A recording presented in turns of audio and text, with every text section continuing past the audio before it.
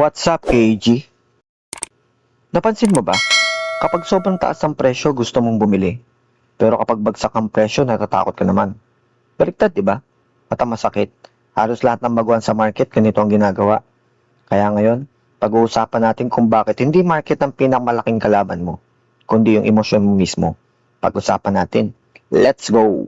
Greed versus fear sa crypto market. May napapansin ka ba sa sarili mo? Kapag may bagong cellphone, pinag-iisipan mo ng ilang linggo bago bilhin.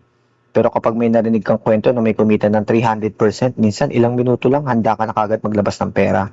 Bakit ganun? At mas importante, bakit karamihan sa mga taong bumibili kapag mahal na at tatatakot bumili kapag mura na? Yan ang pag-usapan natin ngayon. At baka pagkatapos ng video na to, nakita mo kung bakit paulit-ulit nangyayari ang parehong pagkakamali sa market. Hindi lang sa crypto, kahit sa stocks, kahit sa negosyo, kahit sa totoong buhay. Ang tunay na kalaban. Maraming tao ang kalaban nila ay scam, o maling coin, o maling timing. Pero sa totoo lang, kadalasan emosyon ang dahilan. Dalawang emosyon na madalas sumisira sa investor, greed at fear. Simpleng pakinggan, pero sila yung dahilan kung bakit maraming tao nalulugi. Greed. Imagine mo to, may kaibigan ka nag-post, kumita raw siya ng 50,000. May isa pa kumita ng 100,000. May isa pa, nag-flex ng bagong motor. Biglang pakiramdam mo nahuli ka. Parang lahat kumikita maliban sa'yo. At dito nagsisimula ang greed. Hindi dahil gusto mo ng pera, kundi dahil ayaw mo lang maiwan. Tanong, ilang beses ka nang bumili hindi dahil pinag-aralan mo, kundi dahil natakot kang maiwan. Yan ang FOMO, fear of missing out. At ito ang dahilan kung bakit maraming tao ang bumibili sa pinakamataas sa presyo. Maraming bull market sa nakaraan. Habang tumataas ang presyo, dumadami rin ang bumibili. Dapat baliktad, pero hindi. Dahil habang tumataas ang presyo, mas maraming tao ang naniniwalang tataas pa. At doon sila pumapasok. Kapag pumasok na ang lahat, wala nang natitirang bibili. Doon nagsisimula ang pagbagsak.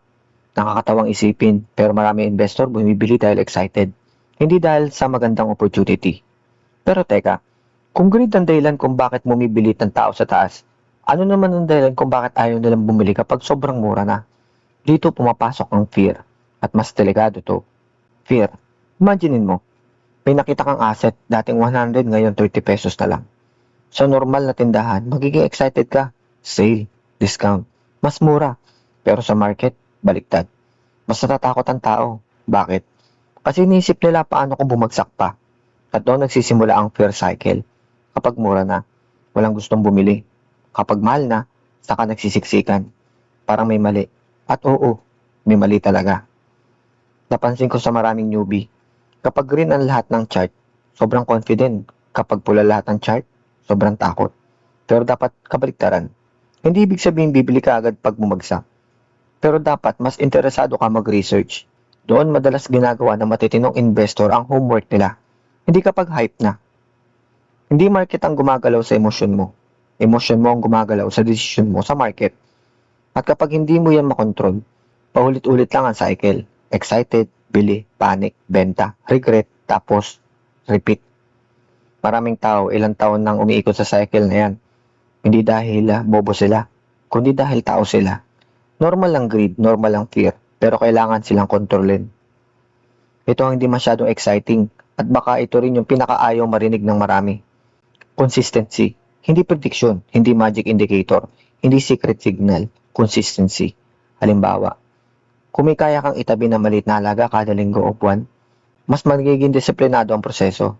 Hindi ka bumibili dahil excited ka. Hindi ka rin humihinto dahil takot. Unti-unti kang bumubuo ng habit. At sa mahabang panahon, yan ang mas mahalaga kaysa sa paghahanap ng susunod na mabilisang times 10. Kapag sobrang excited ang lahat, tanungin mo ang sarili mo, may nakikita ba akong opportunity o nadadala lang ako sa crowd? Kapag sobrang takot naman ang lahat, tanungin mo ulit ang sarili mo, may totoong problema ba? O natatakot lang ako dahil natatakot ang ibang tao? Dahil sa market, hindi laging tama ang karamihan. At kadalasan, ang pinakamahirap gawin ay siyang pinaka-importanteng gawin. Greed at fear ay hindi mawawala. Pero kapag natutunan mong kontrolin, mas gaganda ang desisyon mo. Hindi lang sa crypto, pati sa pera, pati sa buhay. At baka doon nagsimula ang tunay na pagbabago. Game on!